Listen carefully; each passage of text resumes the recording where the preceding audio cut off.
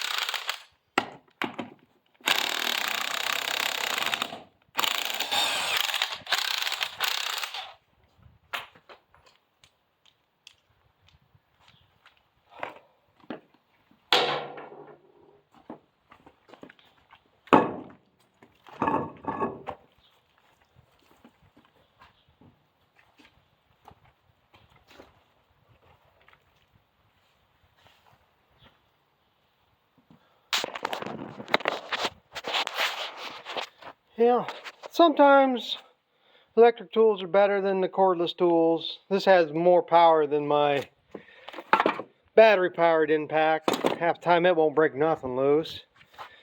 And it's too much of a pain in the ass to bring the air compressor and stuff back here to work on it. So sometimes that thing's done a lot of bolts, a lot of 1/2 inch bolts. But yeah, like I say, See, you get down here, it doesn't seem like it's got that much movement. But by the time you come out here, it escalates the movement. So I gotta get a scraper or something. I don't think anybody's gonna be interested in seeing that. I'm gonna scrape, get all that mud and stuff scraped out of there. The thing is, I don't have any gasket material. I have to go get blue RTV sealant for that. And I'm still debating what I'm gonna do. I mean, that's an oil bath in there. And I don't know what the book says on this. I know in my New Holland it says 10W30. It's an oil bath. I don't think it really makes any difference what oil you put in it. I mean, if I get oil, I'm going to go to Tractor Supply and get the cheapest Traveler's oil, 30 weight, 1030, something like that. But I really don't see why it would hurt anything to put used motor oil in there. I mean, you're just lubricating the chains. Like that thing there, I just greased and oiled that up yesterday, and I dumped used motor oil on that main drive chain, on the drive chain for the PTO. So, I mean, why wouldn't it be just as good and cheap? I mean, I got tons of that oil around here for nothing. So that's what I might end up doing. Like I say, I don't think it shouldn't hurt nothing. I mean, that's what you use to lubricate chains with, is used motor oil. So I'm gonna get back on this, get this cleaned up, because I am running late today. Probably shouldn't be screwing with this. So I'm gonna scrape that up.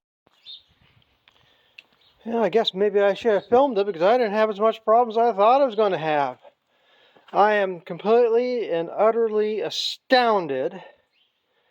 I got all 12 of them loose without much of a fight. And you can see how rounded and rotted off these are.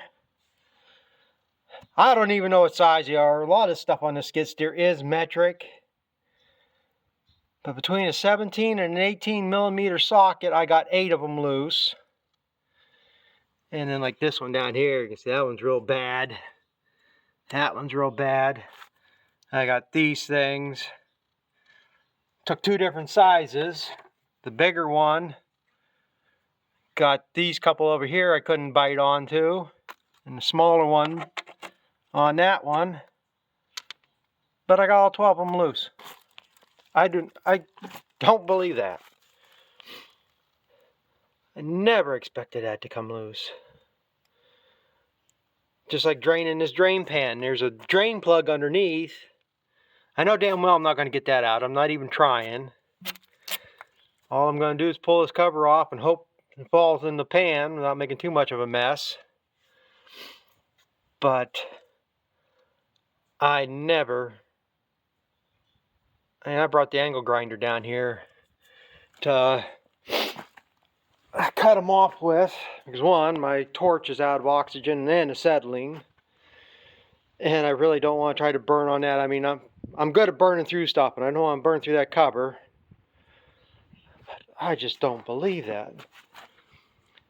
So that's half the trouble. I mean, I got all new bolts and all new nuts. Right now, I just got to put new nuts on. I don't even have to do anything with them bolts. And these bolts, what they are is they're like your tire studs here. There's a neck on them with splines, and they pull in there, bite in. That was what I was worried about. I was going to be spinning some of them off. But and all you do is just drive them out, and then to put them in, I would stick them in there and probably put a nut or something, a bigger nut on there, and then take one of these and it'll pull it right in. But I really don't believe that. I just don't believe that. Now, like that one, the socket wouldn't even bite on before.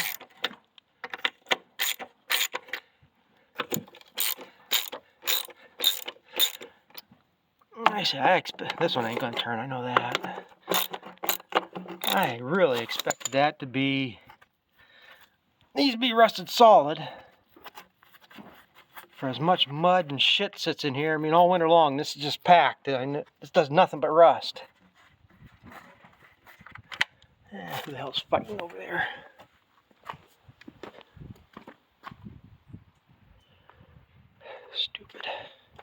Stupid.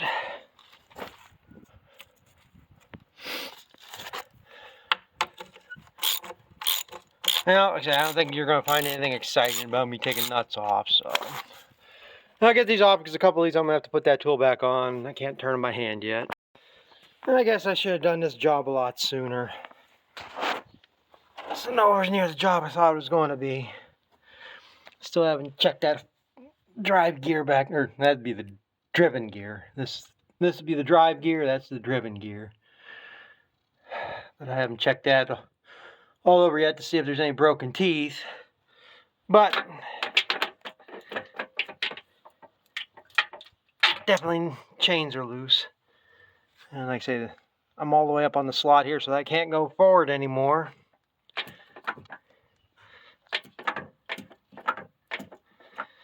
So that's definitely part of the problem.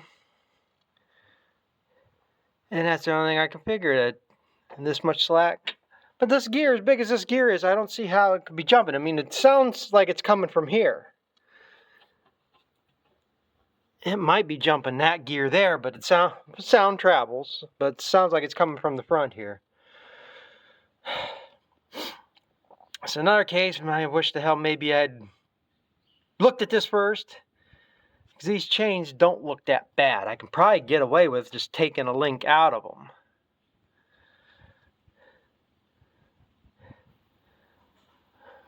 But then again, it's sometimes just best to put new in. I got new, so I'm putting new in. I don't care.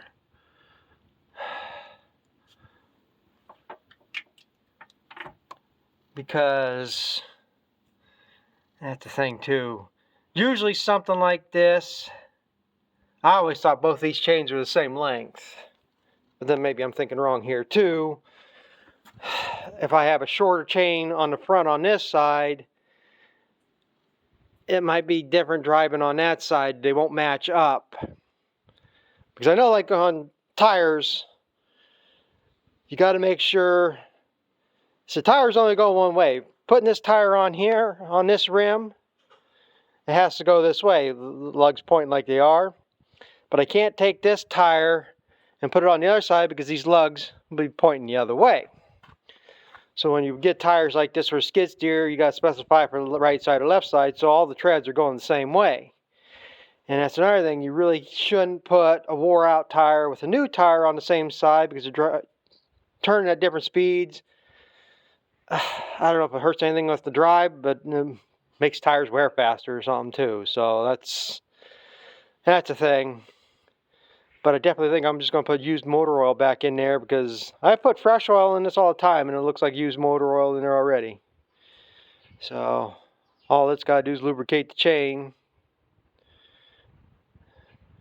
So I think that's what I'm going to do on that. But I got to go get a jack now. Jack this back tire up because I got to spin these around so I can find the master link. So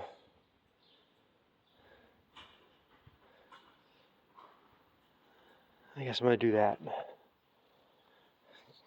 So I shouldn't be happy. Shouldn't be too happy about this. Every time I get happy, something goes wrong, but this is going too good. Too gooder. How about that? Too gooder. Well, I'm at a total loss. There is no master link in either one of them chains. I cannot find them. I've run that thing around 4 or 5 times and I cannot find a master link. And I'm pretty sure it's just because there's too much slack in the chain. I don't see no broken teeth on that gear in there. I thought, well, maybe if I take this, I could slide this gear off and slide off that eat hard. Okay, it's in a loop. It's the only way you're going to get them on. And I can't slide it out far enough with the amount of slack I got to get them off. So there's got to be a master link. Not that it's a big deal. I got a chain brake tool. I'll just pop one of these out and I can put master links in it when I put it back on. But there's no master links. I've ran my fingers around the back side of this several times. Can't feel master links in there. So But I guess I'll go find that tool and I'll get working on this. I'm gonna have to run to town for a second. I gotta go get some of this gasket maker, some cleaner to clean that up with. Figure out how I'm gonna get oil back in there. This plug I know is not coming out. Normally I just fill it up when I pull an axle. I just dump it back in the hole there. But I'm hoping I don't have to pull an axle. But that might be the easiest way to do it. Of course, the amount of oil that's in there more than, well, it should be up to here. Yeah, we'll see. I got some figuring out to do, and then I'll be back. Yeah, I just come back. I had to go get, like I say, gasket stuff to make a gasket, form a gasket, whatever you want to call it. Well, if I got the right one or not, but every company uses different colors, but it's gray what's on there. This is black, and it says high flexibility and oil resistant, ideal for domestic and older vehicles. This one you don't want to use near gas. Well, there's no gas near this. And then say it shows an oil pan on there, and that's basically what this is. No, it's not high temp. The red they had was high temp. Blue was siliconed, stays flexible. Like I say, this is no high stress or anything here. Just got to seal it. So I got that one. Worst comes to worst, if it leaks, then I just got. Now that this is going to be easy to take off, ain't going to be much of a problem to fix it. But the one thing I find absolutely amazing, and I guess I shouldn't be surprised being John Deere, and maybe that's why their chains are so damn expensive, because like I say, this back chain's like $200, and that front chain's like 120 or something, 140, I forget what the hell it was. But there is no master links in that. This chain is fully riveted together. Which, I don't know if it's easier or not. I guess then what you have to do is you have to pull the axles so you can roll the gears forward enough to get enough slack to get it off the driven gears. But and these bearings do sound a little bit dry. But this outer one's packed with grease. The inner one's supposed to get the oil. I think oil's supposed to get into it. But I got some backlash in it. But none of this should be what's making that popping noise, banging noise. So it's got to be too much chain. So regardless, it's going back in with master links. I don't see what's going to hurt. Shouldn't be a problem. I might end up having to pull that back axle yet, because I don't know if I pull that chain out so I can cut it to size. I don't know if I can reach in there far enough and get it to start going around. Depends how messy I want to get. I can fish it in there, but I'm still going to have to pull an axle to get oil back in it. But what I've done here is, like I say, there doesn't seem to be nothing really wrong with that chain. I'm not going to know until I get this broke, but you look here, it is fairly lined up here. Like I say, these links are about in line. The way it's off a little bit, but it is off up here in total length. Now, like I say, probably, if I had done all this before, if I tore this apart before all this, instead of buying all this chain, I would have probably just bought half links. And then I can bust this link off to remove this, and you put the half link in, and you're taking like that much of the chain off. And it probably would tighten it up enough. But since I got all this new chain, I got 2 master links. I did pick up 2 half links in case I do make a mistake or something doesn't line up like it should. So, should have everything I need to get it back together. It's just a matter of going through the process here now. So, I say maybe I'll get set up here so I can show you how I break this chain apart.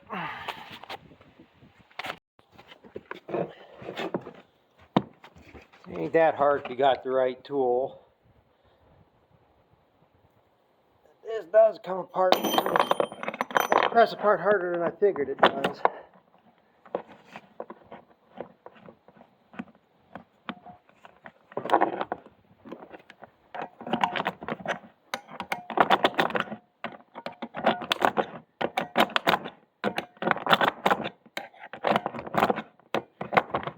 Oh, this one's coming apart easier than the other one did.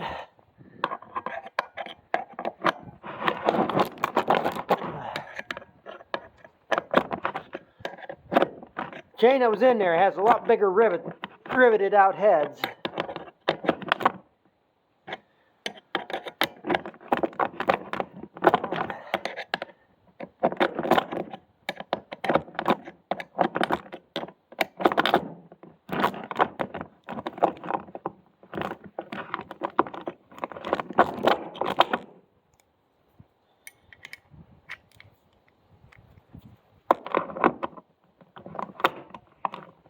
I'm at the point of no return. Whatever my original plan was, it's got to be done here now. So.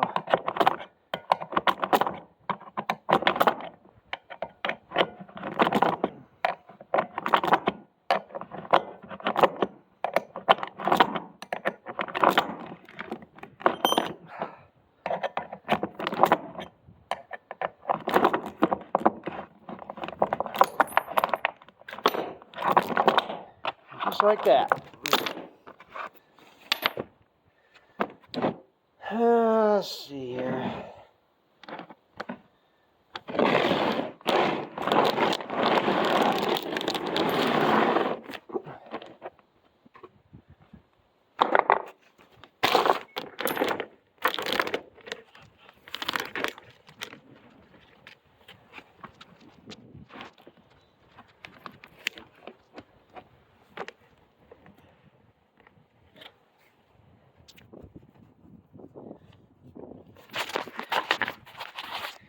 It is hard to get it matched up here, to get it all even out, but overall I do think it is, like I say, a half length shorter. So that's what we're going to go with. I'm going to fish that back in there and try to get that master link back on. I ain't going to videotape that because it's going to be an oily, messy mess, and I don't want to slop up my phone here too much, but I'll show you when I get it done. Well, I got both chains in. I have this one tightened up. I may have it a little bit too tight. Got slack in the chain. This one I haven't tightened up yet, but there's still already a lot more slack, less slack in it than what there was. But I'm not going to tighten this one up yet, because I want to get this cover on. And what I'm going to do is I'm going to pull this one back, open it up so I can dump oil, get a funnel or something, try to get oil in there without pulling the axle completely out. It was a little more of an ordeal to get that chain in. In a way, maybe it is better to almost have to have that continuous loop chain. I got the master link in here. Where'd the other one go? This one here, I actually had to... Well, I couldn't get the master link in even if I took this bolt out so I could slide this gear. With the chain on that sprocket, pull it over as far as I can with the flex that's in the chain, there's barely any room to get the master link in. I had to advance it down into here, and then I was able to slide this around. Luckily I did have enough slack to pull them together, but in a way it's almost that you have to pull these sprockets and everything out to get them in. But I was able to do it. This one here, when I pulled this chain out, I had a string tied on it to pull it around, because that was the other problem. When I put this around this sprocket, when it came down to the bottom, the chain wanted to kick out and I couldn't feed it through. So I had to reach in there and fish it around so it'd continue around the bottom. This one here, I tied a rope on it and I was able to fish it around, pull it around as I came. So hopefully that's going to fix the problem. Well, like I said, what I'm going to do now is I'm going to get this cover put on. so that has time to seal, dry up. And I almost wonder if why these bolt nuts came off so easy is that gasket material almost made like an anti-seize on them threads. Because like I said, I was amazed on how easy they came apart. But so that's what I'm going to do now. Get that gasket maker. I'm going to see. I don't know if I can just put it right on, or if it's got to skin up some. Maybe I have to let it set 5 minutes, and then once I can get that to tighten up, then I'll get the oil in, get the tires back on, and hopefully I don't have no cracking and banging and snapping tonight. If this solves the problem, well, like I said, I got to get these tracks rebuilt. I got too much slack in them now, and I'm going to end up breaking a cleat before I'm done. But before it's done, I'm going to be doing the other side. And I was 5 lengths too short. 1, 2, 3, 4, 5. It was this much too short for one roll to do both chains. So, but like I said, I'm going to keep them. I'm going to put them in a box or something somewhere, because there's really nothing wrong with them. Just that they're stretched out. I can use them on something like this. This is the same size chain. If I ever had to replace a section in there, which I doubt I'll ever have to, but you never know. I don't have much things with 80 chain on it, and I can use that to fix something somewhere else. I mean, it's not junk. It's just for the way this adjusts and stuff in there, it's wore out for this application. So, yep, I gotta get this wrapped up. I'm getting late. Yeah, I got back this far. I just gotta put that tire on and get the track back on. I guess I should have bought another tube of that gasket maker. I barely had enough. I don't think it takes that much. I mean, there's enough if you really look. Got a nice bead squeezed out around it. And I mean, I put it towards the inner side of here. I didn't put it right at the edge. I put it like in here, and I went around the bolt holes. So, I mean, this is all squeezed from here out. The only thing why it might leak is according to the instructions, you're supposed to put it on there, install it right away, tighten it down, essentially put tension on, just enough that you're pushing on it. Let it set for an hour, tighten them the rest of the way, and then not put any fluids on it for 24 hours. Well, that ain't going to happen. I don't think it's been quite an hour. I put oil in there already, and it's going to be what it's going to be. I got to be mixing feed here in about an hour or so I don't have much more time to piss around. So I got so like I say, now I got new nuts on there. That comes off. If it leaks, it ain't that big of a deal to take it off. Get more gasket and redo it, and I can do it whenever I do the wheel. I know I didn't get as much oil back into it as I had in it, because like I say, when I fill it through an axle hole, got more oil than it should be. The chain is in oil. That's all it's got to do is pick up oil on the chain. I say it should eventually run its way down. I guess it's supposed to lubricate them bearings on the inner side too, but there's enough that the chain's picking it up. But it's going to be what's going to be here right now. Unless I yanked that axle right out, there was too much of pain. I stuck a hose in there and took a quart bottle and, with the spout on it, and squeezed it in there. A little bit of a pain. So let me get this wheel on, and we're going to test it here and see if I got any noises again. Yeah, I forgot to show. Now I got the tire on here. That's about how much backlash these tires should have. About 1/4 of an inch. Now this one has a little bit more. This one here, I wrapped the strap around the axle, hooked it to the bucket, and winched it forward while I tapped it with a sledgehammer. This one here, I didn't have no way to anchor it anywhere, so I didn't get it quite as tight, but that's more than good. But yeah, this one, a lot less than what it was, so hopefully, fingers crossed, that's been the problem. So I'm going to get the track on, and then we'll see. Yeah, we're going to wrap this one up. Got this track back on. I took up one hole of adjustment. I probably could have taken two, but like I say, my plan is hopefully maybe by this weekend even to get these tracks rebuilt. Like I say, it just depends how much it rains. And this one had quite a bit of slack in it too, and I took up two holes on this one. So everything should be back together like it's supposed to be. Now let's see how much noise it makes.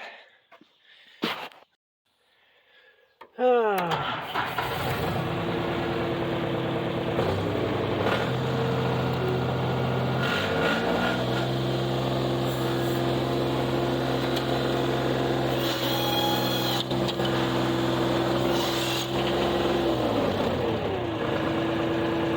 I'm going to back up the way I always do when it makes noise.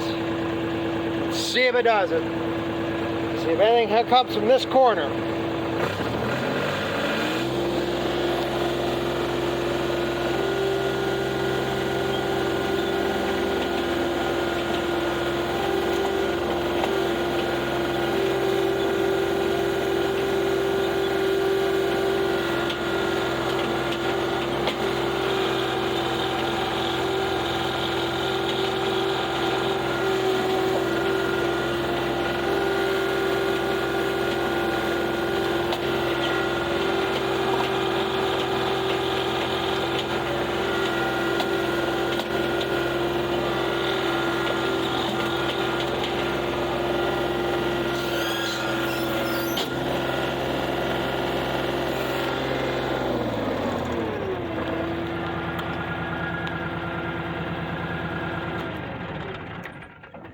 Yeah, I'm going to call that a success.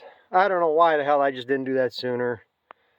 I really thought that taking that plate off was going to be a lot more involved than what it was. I say, if I'd known, had checked it sooner, could have maybe just got away with putting half links in that chain. But then again, it'd probably be that much too short to get it back together. By putting new chain in, the same count of links, I know it's going to fit because that's what was in there is just stretched out. So that's taken care of. Oh, like I say, I'm going to be in no hurry to do this side, but this side's probably got to be done too. Main thing's to get that fixed. I mean, I got some jobs to do, and that's why I need the tracks rebuilt too. I mean, I need this. I got a lot of manure to haul. So as soon as I get some of this hay off, I mean, then here ain't bad. It's all on concrete. That load's good, but I got a pile. So I guess I don't know how long this came out to by the time I piece this all together. But yeah, like I say, I procrastinated on it, and I thought it was going to be more of a job than what it was. I just never expected that chain not to have any master links. That's the only thing I'm going to have to worry about. I don't see where that's going to be a problem. There's nothing rubbing in there. Them clips shouldn't come off. I mean, other piece of equipment got them chains run. It runs and runs and runs. So I don't see where it's going to be a problem. They say that gear floats on that axle, so if it does bind up, it shouldn't bind up to where it's going to pop that link anyhow. All I can do is get it stuck in the mud, bury it up to its ass, and see if it breaks it. But, like I say, this is probably going to be a long one, so thanks for watching. We'll catch up to you later. Subscribe. Do all that fun stuff. I'm going to go do another job now, so thanks for watching.